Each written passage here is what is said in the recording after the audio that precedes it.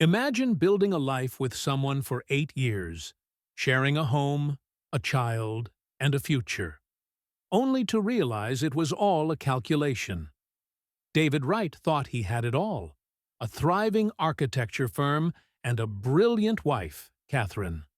But one cold morning, he finds a document that shouldn't exist. It wasn't just a mistake. It was a signature that signed away his life's work to his worst enemy.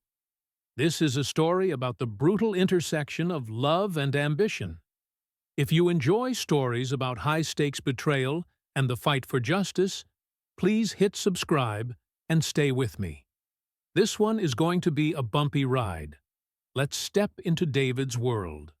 The signature was unmistakable, elegant, sharp, with that distinctive loop on the W that David had admired on their marriage license 8 years ago. But this wasn't a marriage license. It was a liquidation authorization, transferring the controlling interest of his life's work to a shell company he didn't recognize. The paper felt heavy in his hands, heavier than the silence filling his office at 2:40 a.m., screaming a truth his heart refused to process. His wife hadn't just cheated on him, she had sold him out. If you are drawn to stories where the scariest secrets are the ones hidden in plain sight, and where the price of truth is everything you own, stay with me. This is the story of how one signature erased a lifetime of love. The heating system in the Sterling building had a distinct hum, a low-frequency drone that David Wright usually found comforting. It was the sound of a well-engineered machine. But tonight, at 2:14 a.m., the sound felt like a drill pressing against his temple. David rubbed his eyes, the blue light of his dual monitors burning into his retinas. Outside the floor-to-ceiling windows, Chicago was a grid of amber lights shivering under a February freeze. Inside, the office of Wright Architecture was a tomb of glass and polished concrete. "Come on," he whispered to the spreadsheet, tapping his stylus against the desk. "Where is the bleed?" He was 3 days away from breaking ground on the Helix Tower, the project that would define his career. The audit had to be spotless, but the numbers weren't balancing. There was a recurring equity transfer, small percentages, barely noticeable unless you looked at the aggregate over the last fiscal quarter. They were flowing out of the operational budget and into a holding entity listed as Obsidian Holdings, LLC. David pulled the physical file for the Q4 equity distribution. He needed to see who had authorized the diversion. As the CEO and majority shareholder, it should have been his signature. But he knew he hadn't signed anything regarding Obsidian. He flipped past the standard vendor contracts, the insurance riders, and the municipal permits. His fingers were dry, the paper crisp. Then he stopped. The document was titled Authorization of Voting Rights Transfer. It was a standard legal form, the kind that looked boring enough to ignore, but the content was lethal. It assigned the voting proxy of his Class A shares, his control over his own company, to Obsidian Holdings in the event of a solvency trigger.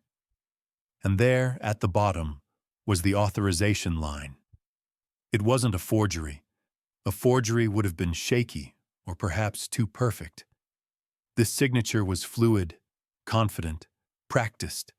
The C looped high and imperious. The W was sharp as a blade. Catherine Whitmore. David stared at the name. His breath hitched in his throat, a sharp intake of conditioned air that tasted like dust. Catherine, his wife of 8 years, the mother of his daughter, the CFO of Whitmore Capital. Why was her signature on a transfer document for his firm? She had no official role at Wright Architecture. Unless... He grabbed his phone, his thumb hovering over her contact. "My love." The photo was of her laughing in Cabo last summer, her head thrown back, neck exposed, looking free and honest. He didn't call. Instead, he looked back at the document. The date next to her signature was from 3 months ago, November 14th. He remembered that day. It was his birthday. She had taken him to dinner at Alinea, toasted to his success, and made love to him with a ferocity that had surprised him. She signed this the same day she told me I was the only man she ever wanted to build a life with. A cold sweat broke out on the back of his neck, disparate from the office temperature. This wasn't just a financial error. This was a legal weapon. Obsidian Holdings. The name sounded dark, impenetrable. David stood up, the chair scraping loudly against the floor. He walked to the window, looking down at the city. The reflection in the glass showed a man who looked tired. Yes, but successful. A man who thought he knew the foundations of his own life. But foundations can crack. Sometimes they are built on fault lines you don't see until the earth starts to move. He took his phone out again, but this time he dialed a different number. It rang 4 times before a groggy voice answered. "David? It's 2 in the morning? Unless the building collapsed, go to sleep." "Mark," David's voice was steady, terrifyingly calm. "I need you to run a search on a shell company called Obsidian Holdings. Right now." "Can't it wait until—" "No," David cut him off, his eyes fixed on his wife's signature on the desk. "It can't wait. I think I've just found out why my projected profits are bleeding out. And Mark?" "Yeah?" "Don't use the firm's servers. Use your private line." David hung up. He looked at the paper one last time. The single sheet that had suddenly made the vast, empty office feel like a cage. By 8 a.m., the adrenaline that had fueled David through the night had curdled into a heavy, leaden dread. He sat in the corner of Mark Stevens's office, a space that smelled of old law books and espresso. Mark, usually the most composed man David knew, looked rattled as he tossed a thin manila folder onto the mahogany desk. "It's a black box, David," Mark said, rubbing his temples. "Obsidian Holdings isn't just a shell company, it's a fortress. Registered in Delaware, agent service is anonymous, banking is offshore. Whoever set this up didn't just want privacy, they wanted invisibility." David stared at the folder. It contained nothing but a filing number and a date. The emptiness of the file was more terrifying than a list of names. It meant money, serious money. "So what are you telling me?" David asked, his voice rasping from lack of sleep. "That my wife signed away my voting rights to a ghost?" "I'm telling you that Catherine didn't draft this," Mark replied, leaning forward. "The syntax in that transfer clause? That's predatory M&A language. It's aggressive. She's the CFO of a capital firm, sure, but this feels personal. It feels like a hostile takeover dressed up as an estate plan." David stood up and walked to the window. The Chicago wind was whipping snow against the glass, blurring the world outside into gray static. "She signed it on my birthday," David murmured, more to himself than Mark. "She bought me a vintage Patek Philippe that night. She watched me open it, told me she wanted me to have more time, and all the while she had already signed the paper that would take everything I built away." Mark didn't offer empty platitudes. He knew the law, and he knew human nature. "David, you have to go home. You have to shower, change, and act like you spent the night worrying about the audit. Do not ask her about Obsidian. If she knows you know, the trap snaps shut before we can find the key." Driving home to the Sterling building felt like driving into enemy territory. The penthouse, usually his sanctuary, now loomed like a crime scene he was returning to. When he entered, The apartment was quiet, filled with the soft morning light that bounced off the marble floors. Catherine was in the kitchen, dressed in a sharp charcoal suit that accentuated her slender frame. She was pouring coffee, the steam rising in perfect ribbons. It was a picture of domestic perfection, a scene he had cherished for 8 years. David. She turned, her expression shifting from focus to mild concern. Her eyes, usually a warm hazel, seemed darker today. Or perhaps he was just finally really looking at them. "You didn't come home last night." "We hit a snag with the structural specs," David lied. The falsehood tasted like ash in his mouth. He watched her closely, looking for a twitch, a nervous glance, anything. Catherine walked over and placed a hand on his chest. Her palm was cool. "You work too hard, darling. The Helix Tower is going to be your masterpiece. Don't let it kill you before you cut the ribbon." She leaned up and kissed him. It was a soft, practiced peck on the lips. Yesterday, it would have felt comforting. Today, it felt like a branding iron. As she pulled away, her phone buzzed on the granite island. It wasn't a call. It was a message. David watched her reaction. It was subtle, microscopic. Her eyes flicked to the screen, her posture stiffened by a fraction of an inch, and she immediately reached out and flipped the phone face down. "Who is it?" David asked, forcing his voice to remain casual as he opened the fridge. "Just work," she said, her voice smooth, devoid of any tremor. "Compliance issues with the new merger. Boring stuff." She took a sip of her coffee, but David noticed she didn't swallow immediately. Her throat worked against the liquid. She was nervous. "I'm going to jump in the shower," David said, closing the fridge door. "Go ahead," she smiled. A perfect porcelain smile. "I have a late dinner tonight with the investors from Tokyo." "Don't wait up." David nodded and walked down the hallway toward the master bedroom. He felt the weight of her gaze on his back, calculating, assessing. "Investors from Tokyo," he repeated in his mind. He knew Catherine's schedule better than his own. The Tokyo investors had flown out last week. She was lying. And tonight, he wasn't going to wait up. He was going to follow her. Hold on.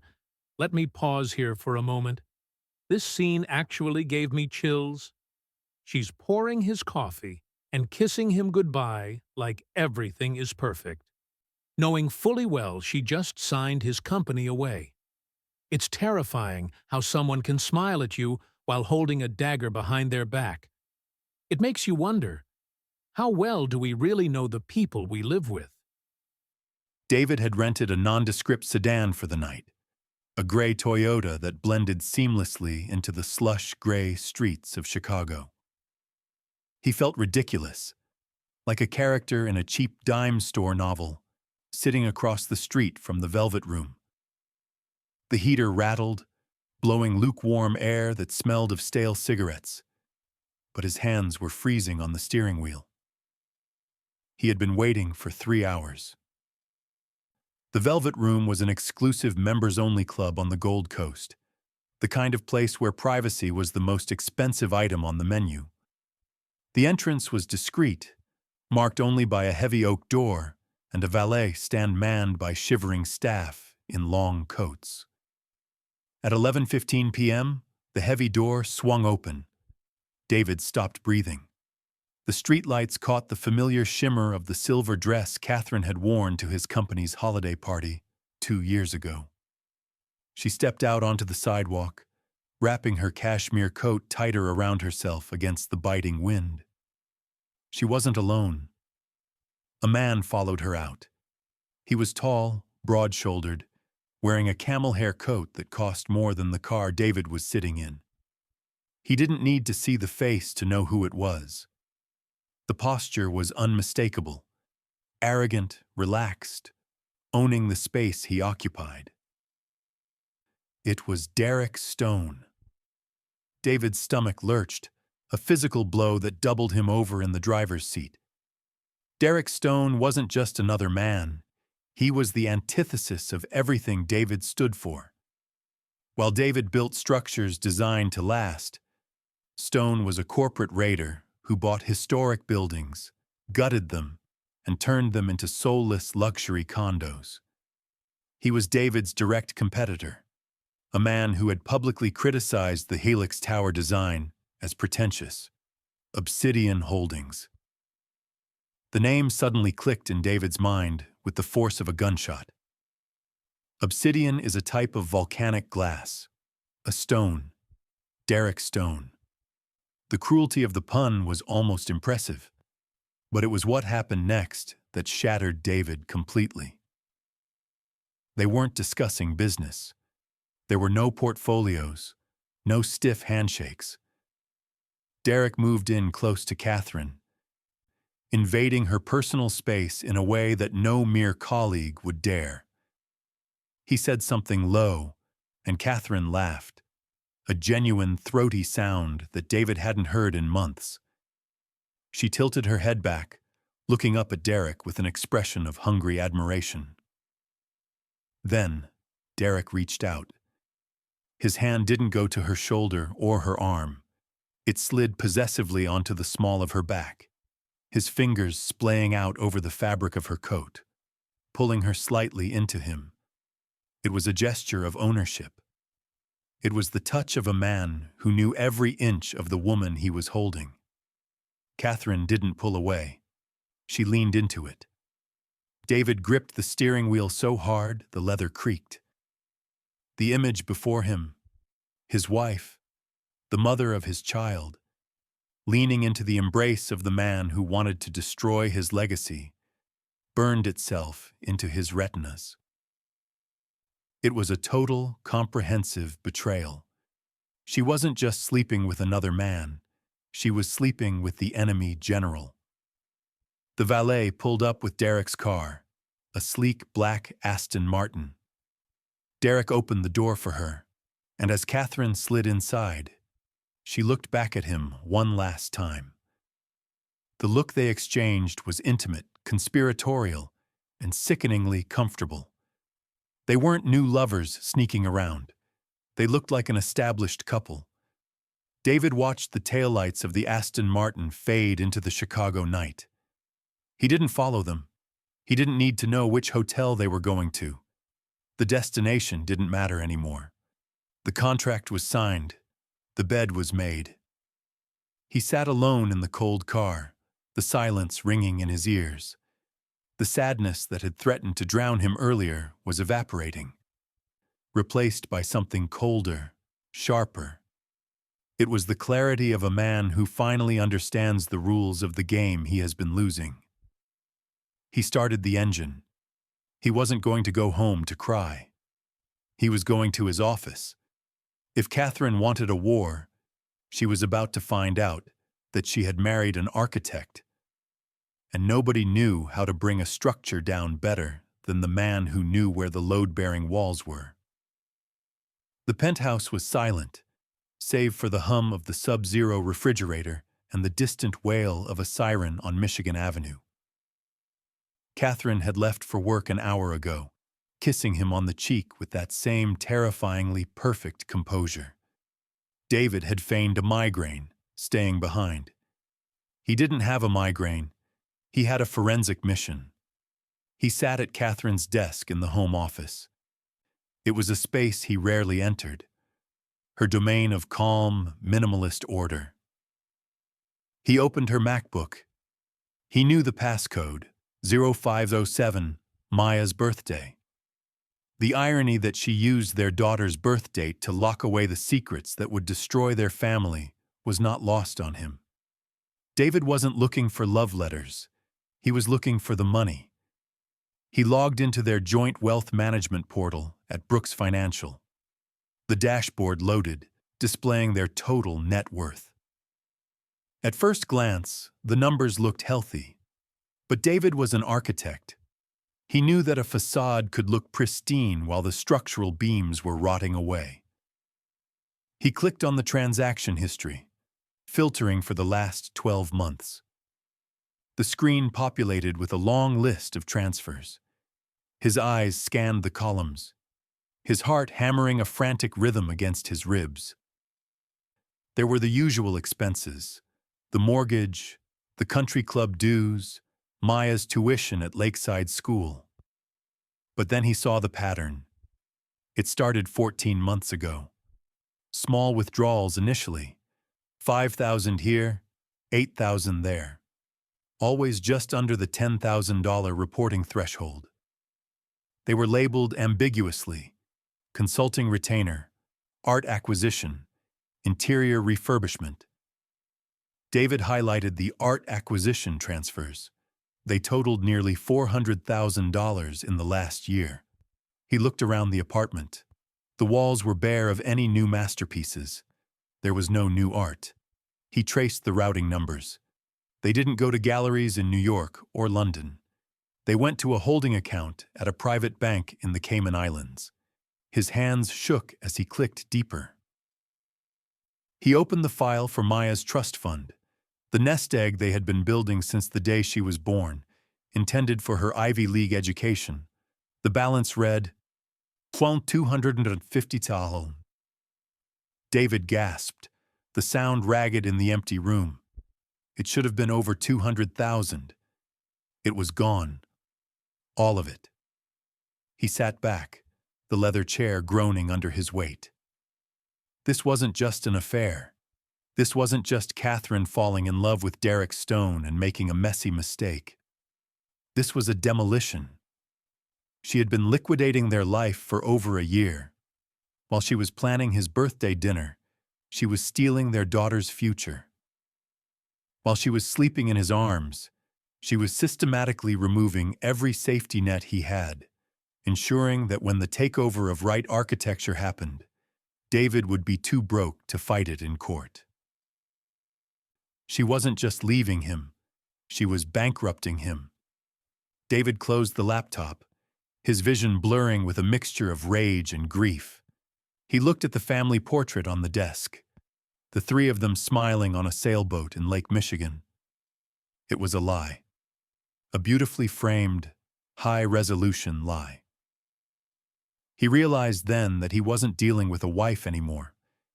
He was dealing with a corporate raider who happened to share his bed. The woman he loved was gone, replaced by a cold, calculating machine designed to extract value and discard the husk. He stood up and walked to the window, looking out at the gray skyline he had helped build. Derek Stone wanted his company. Catherine wanted his assets. They thought they had him cornered. They thought he was the oblivious artist, too busy dreaming of glass towers to notice the foundation sinking.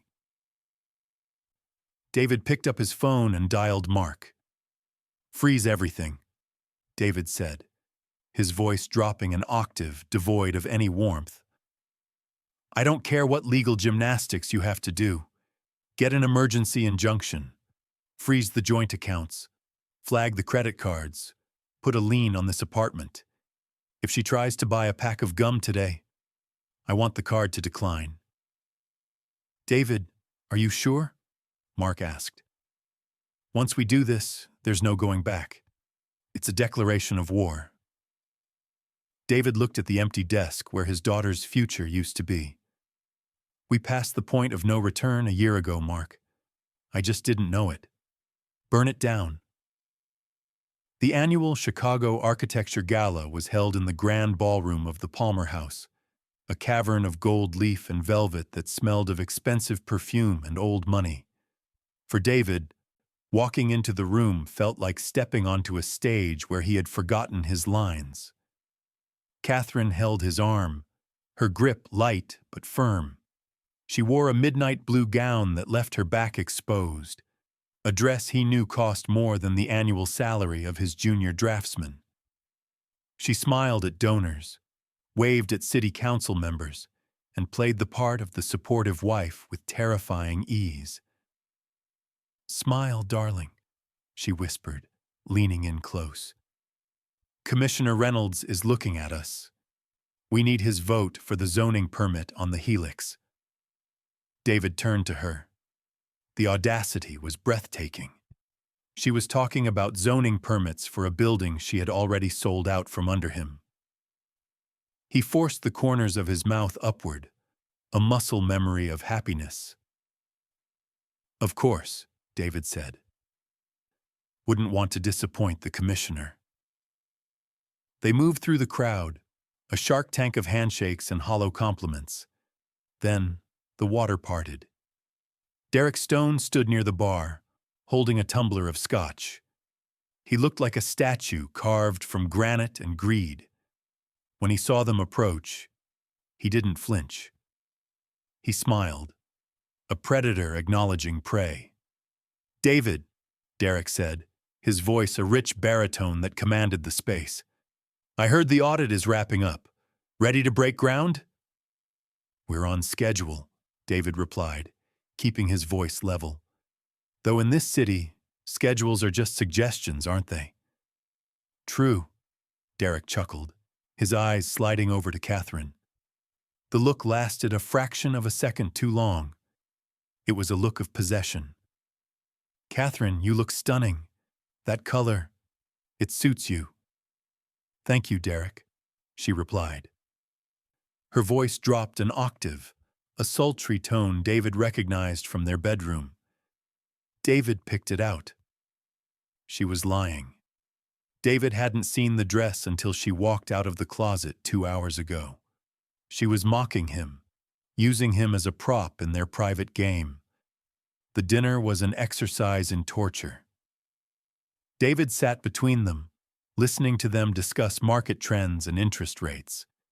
They spoke in a code of finance that excluded him, weaving a conversation that felt like foreplay. Every time Catherine laughed at Derek's wit, David felt a phantom knife twist in his gut.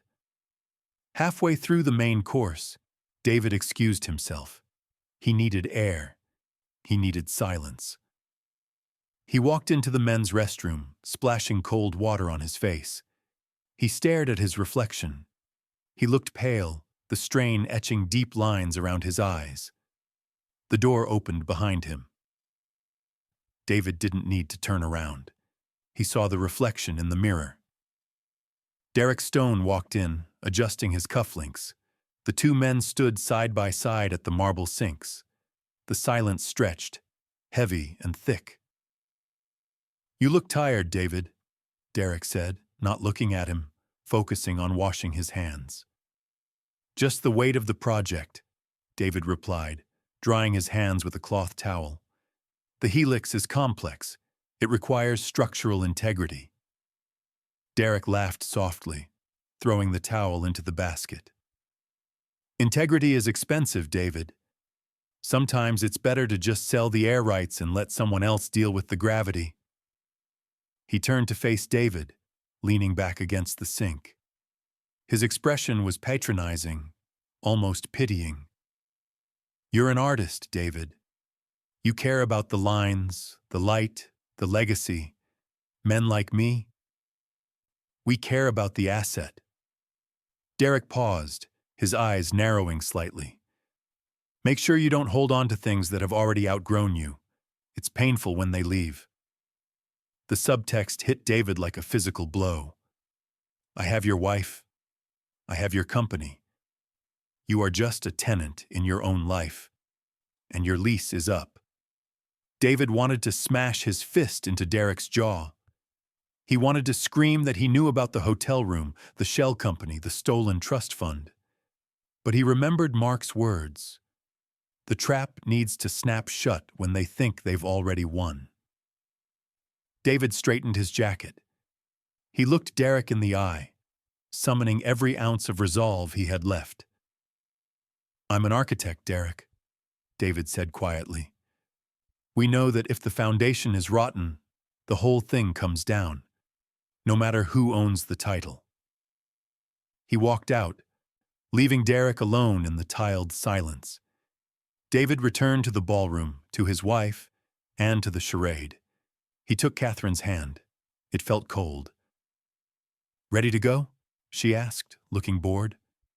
"Not yet," David said, leading her to the dance floor. "Let's dance. I want to enjoy this moment while it lasts." He pulled her close, tighter than usual. "Enjoy it, Catherine," he thought, "because tomorrow I burn the house down." Think about this for a second. David is standing next to the man who is stealing his wife and his legacy, and he has to remain silent. The self-control required here is insane. Derek thinks he has the upper hand, treating David like he's oblivious. But sometimes, silence is the loudest weapon. What would you do in David's shoes? Throw a punch or play the long game? The war room in Mark's law firm was littered with coffee cups and printed flowcharts. It was 3:00 a.m., 48 hours after the gala. The atmosphere was thick with the smell of stale takeout and high-stakes litigation. "We have them," Mark said, his voice quiet, almost reverent. He dropped a single sheet of paper onto the conference table. It took forensic accounting 3 days to dig through the layers of shell companies in the Cayman Islands, but we found the origin of the seed capital for Obsidian Holdings. David leaned forward, his eyes bloodshot. "And?" "It wasn't Derek's money," Mark said, tapping the paper. "Well, not initially. The deposit required to incorporate Obsidian and purchase the option on your debt. It came from a domestic wire transfer." David looked at the account number. He recognized it instantly. It was the routing number for Maya's trust fund. The room spun slightly. The cruelty of it was breathless in its scope. Catherine hadn't just stolen their daughter's future. She had used that specific money to buy the weapon she was using to kill his career. She was funding his destruction with his own child's inheritance. "This is fraud," David said, his voice flat. "It's embezzlement. It's evil." "It's better than evil, David," Mark said, a grim smile touching his lips. "It's a conflict of interest so flagrant that it voids the entire transfer agreement. If she is a silent partner in Obsidian, and she used marital assets to fund it without your consent, she breached her fiduciary duty to write architecture as a shareholder spouse. The moment Derek tries to exercise that voting proxy, we drop this on the table. The contract dissolves, the takeover fails, and she faces criminal charges. But they have to try to execute the takeover first," David realized. "We need them to walk into the room and claim the company." "Exactly," Mark nodded. "You have to lure them in. You have to make them think you're weak, David. You have to make them think the Helix project is failing and you're desperate to sell." David drove home as the sun began to bleed through the gray cloud cover. He entered the penthouse, finding Catherine in the living room, reviewing documents on her iPad. She looked up, her face a mask of polite concern. "Where have you been?" she asked. "I was worried." David took off his coat, letting his shoulders slump. He didn't have to act much. The exhaustion was real. He walked to the liquor cabinet and poured himself a whiskey, despite the early hour. "It's over, Cat," he said, staring at the amber liquid. "The audit. The structural costs on the Helix are spiraling. The bank is threatening to call the loans. I don't think I can hold it together." He turned to look at her. He saw the flash of triumph in her eyes, a tiny, predatory spark, before she smoothed her features into a look of sympathy. "Oh, David," she said, walking over and placing a hand on his arm. "I'm so sorry. Is there no way out?" "I might have to look for a buyer," he lied, "before the bank forecloses. If I sell now, maybe I can salvage something." He watched the gears turn in her head. This was the moment she had been waiting for. If he sold voluntarily, it was messy. But if he was weak, Obsidian could trigger the insolvency clause in the paper she had signed and take it for pennies on the dollar today. "Maybe," she said softly, "you should call an emergency board meeting, just to discuss options. You shouldn't carry this burden alone." "You're right," David said, downing the whiskey. "I'll call it for tomorrow morning. 9:00 a.m. Catherine hugged him. "I'll be there," she whispered into his chest. "I'll support you, whatever happens." David closed his eyes, revulsion rising in his throat as he smelled her perfume, the same scent she had worn while pressing herself against Derek's stone. "I know you will," he said. As she pulled away and went to the kitchen to make tea, David saw her pick up her phone. She typed a quick message. David didn't need to see the screen to know what it said. She was texting Derek. She was telling him to ready the executioners. She thought she was delivering the final blow to a wounded animal. She didn't realize she was walking into a cage he had just locked from the outside. The conference room at Wright Architecture was a glass box suspended 40 stories above the Chicago streets. It was designed to feel transparent, open. Today, it felt like an execution chamber. At 9:00 a.m. sharp, the doors opened. Derek Stone walked in, flanked by 3 lawyers in identical navy suits. He didn't look like a guest. He walked with the heavy, proprietary gait of a landlord coming to evict a tenant. Catherine sat at the far end of the long mahogany table to David's right.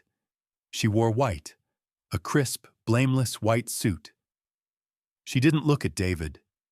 She kept her eyes on the tablet in front of her, her stylus tapping a silent, nervous rhythm.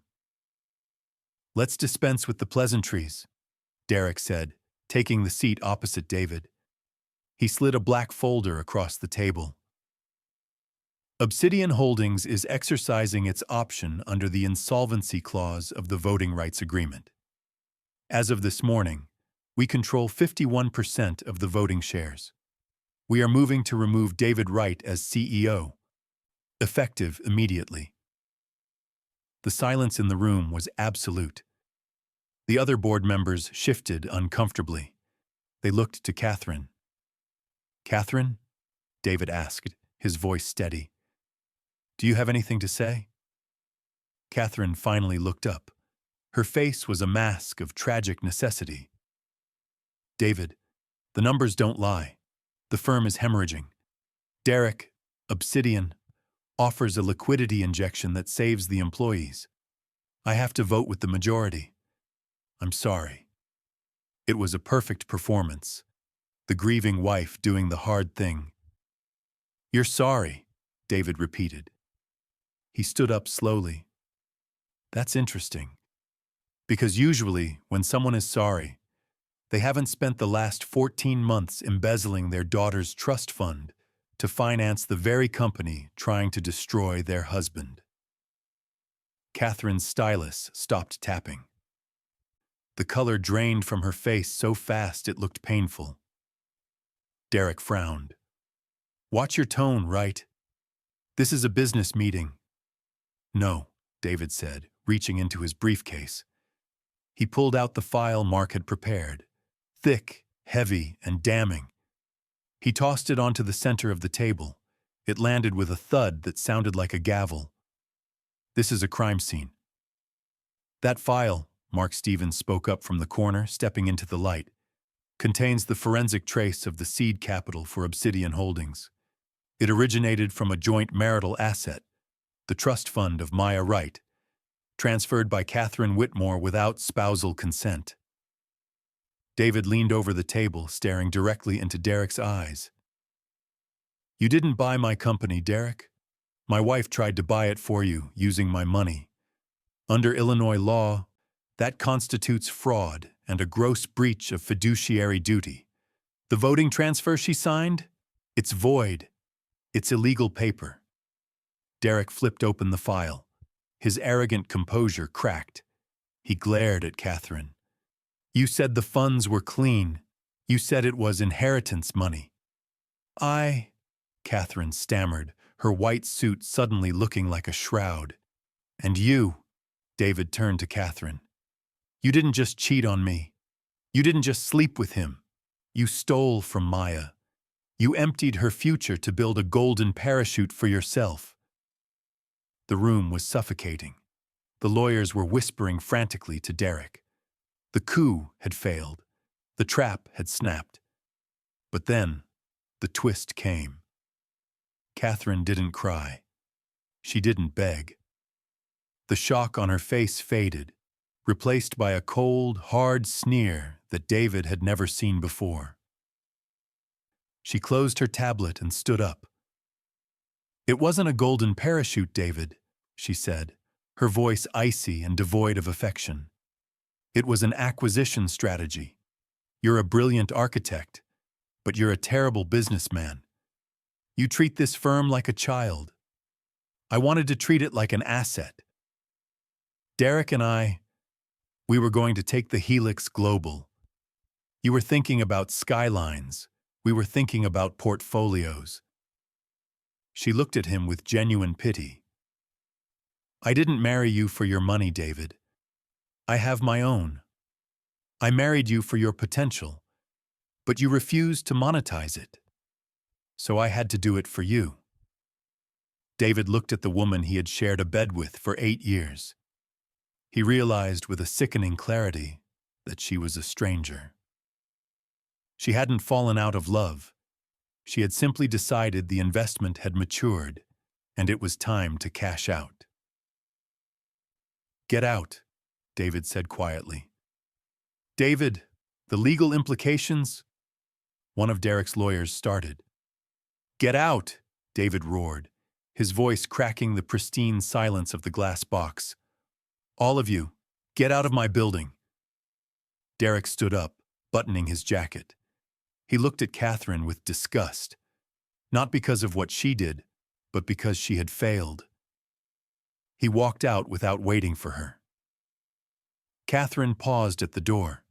She looked back at David, then at the empty chair where Derek had sat. She realized she was leaving with nothing.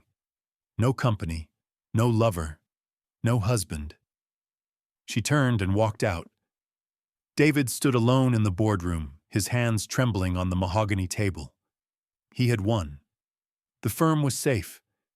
But as he looked out at the city below, he felt no triumph. He felt hollowed out, as if the steel beams of his own soul had been stripped away, leaving only empty air. The ink on the divorce decree was black and permanent, much like the stain on David's memory. It had been 3 weeks since the boardroom confrontation. The legal proceedings that followed were brutal, swift, and entirely clinical. Mark had decimated Catherine's legal team. Faced with the threat of criminal charges for embezzlement and fraud, she had agreed to a quiet settlement. She took nothing. No alimony, no shares, no property. David sat in the conference room of Wright Architecture, the same room where he had evicted his wife from his life. He capped his pen and pushed the document across the table. It's done, Mark said, closing the file. You kept the firm, David. You kept the house. You have full custody of Maya's trust, fully restored. It's a clean sweep. A clean sweep, David repeated, the words tasting like metal. Is that what we call it? Mark sighed, the lawyerly facade dropping for a moment. It's a win, David. In my line of work, this is the best possible outcome. You survived? David nodded, stood up, and walked to the elevator. He didn't feel like a survivor. He felt like the last man standing on a battlefield, surrounded by the corpses of his own happiness. That evening, he returned to the Sterling building. The concierge greeted him with a nod that was too polite, the kind of pitying respect reserved for widows and the publicly scandalized. David rode the elevator to the 45th floor in silence. When he opened the door to the penthouse, The silence hit him. It wasn't peaceful. It was heavy. It was a physical weight that pressed against his eardrums. Catherine was gone. She had moved out 2 days ago while he was at the site inspection for the helix. She had taken her clothes, her jewelry, and the small personal items that make a house a home. But the furniture remained. The art remained. The structure was there, but the soul had been stripped out. David walked into the master bedroom. The closet door was open, revealing a row of empty hangers. They swayed slightly in the draft from the vent, skeleton ribs rattling in the dark. He walked to the bedside table. There, sitting on the polished wood, was a single object.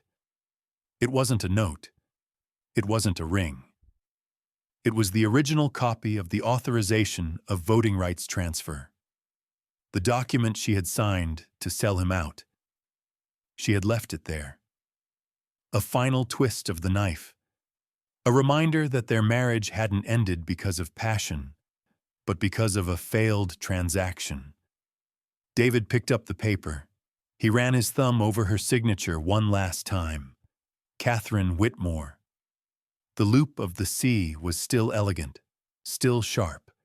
He remembered the day he found it, how it had felt like a betrayal of the heart. Now he understood it was simply business. That was the tragedy. It wasn't that she hated him. It was that she had calculated his value and found it wanting.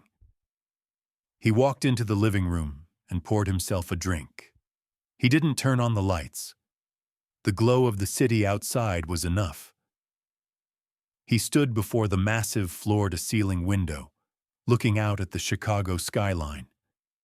To his left, he could see the construction cranes atop the site of the Helix Tower. The steel skeleton was rising, a testament to his vision, a legacy of glass and light that would stand for 100 years. He had fought for it, and he had saved it. But as he looked at the reflection in the glass, he saw a man who was colder than the steel he built. He thought of Derek Stone, humiliated but still rich, probably already scouting his next acquisition. He thought of Catherine, likely already reinventing herself, rewriting the narrative of her victimhood. And he thought of himself, the architect, the builder, the owner. He took a sip of the scotch, the burn welcoming in the numb cold of the apartment. He pressed his hand against the cold glass, separating him from the world below. He had secured his assets. He had protected his intellectual property. He was the undisputed king of his domain. But a kingdom with no queen, with no trust, was just a fortress of solitude. David crumpled the paper in his hand, the sound crisp and final in the empty room. He dropped it onto the floor, not bothering to burn it. It didn't matter anymore. The paper wasn't the weapon. The weapon was the realization that he had spent 8 years building a home for a woman who was only ever looking for a real estate opportunity. He looked out at the city, the lights blurring slightly as the first snow of the night began to fall, dusting the world in white. "You didn't just break my heart, Catherine," David whispered to the empty $1,000,000 view. "You liquidated it." I had to pause because this hit different. You didn't just break my heart, you liquidated it. That line is devastating. David won the legal war. He saved his company. But look at him standing alone in that penthouse. It proves that sometimes winning doesn't feel like victory. It just feels like survival. Was saving the company worth the emotional cost? What a heavy ending. David's story is a brutal reminder that trust is the most expensive currency we have. When it's broken, no amount of money or legal victories can truly fix it. He kept his empire, but he lost his home. I'm curious, if you were David, would you have fought for the company or just walked away to start over? Let me know down below. If this story touched you, please leave a like and share it with someone. Thank you for watching, and take care of your heart. I'll see you in the next one.